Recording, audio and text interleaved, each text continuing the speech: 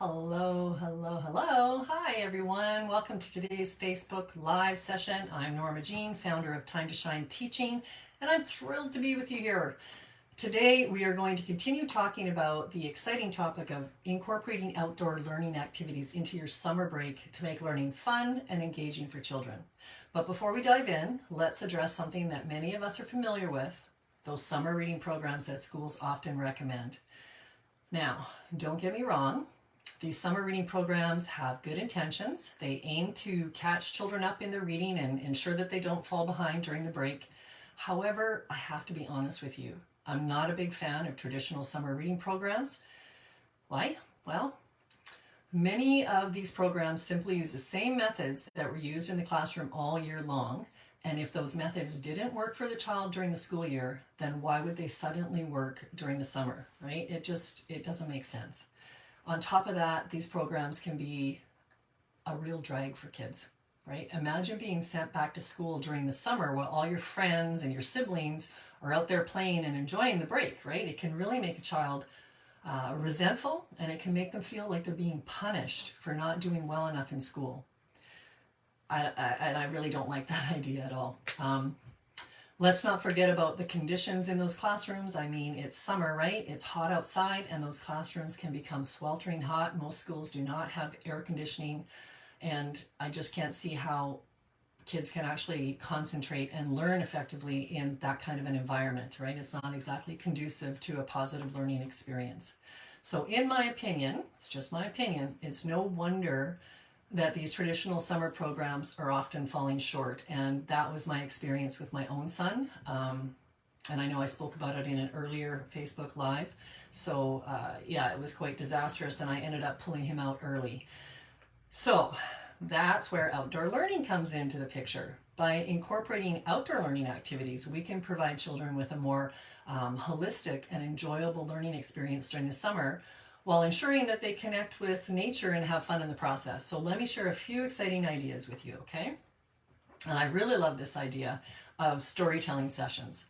So find a cozy spot outdoors, such as under a tree or by a campfire, and gather children for storytelling sessions.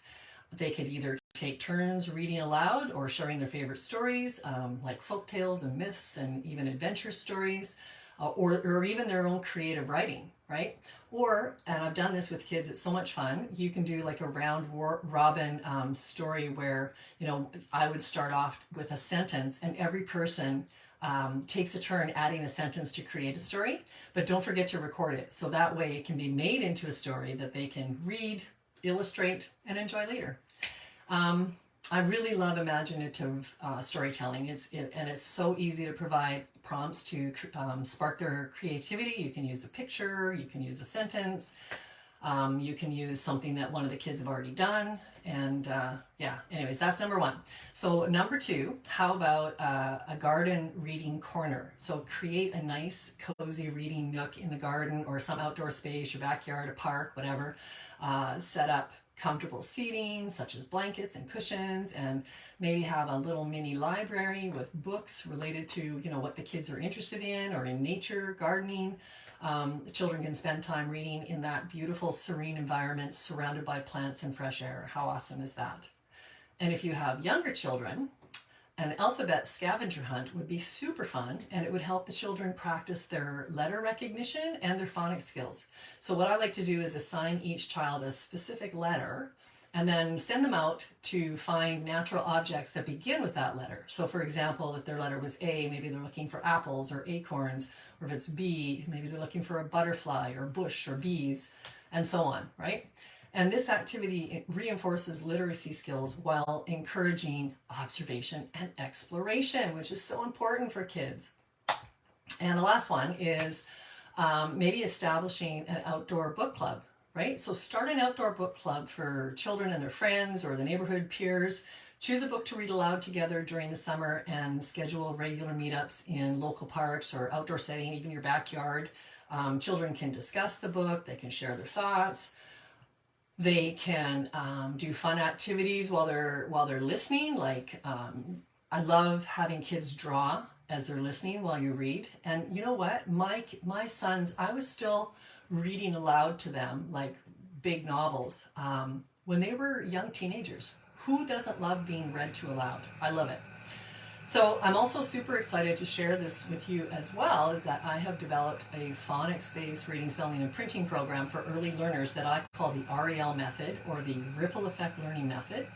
And the Ripple Effect Learning Method is based on the idea that when children become proficient readers and spellers, it has a ripple effect on their confidence and happiness that positively impacts like all areas of their life. It really does have a ripple effect.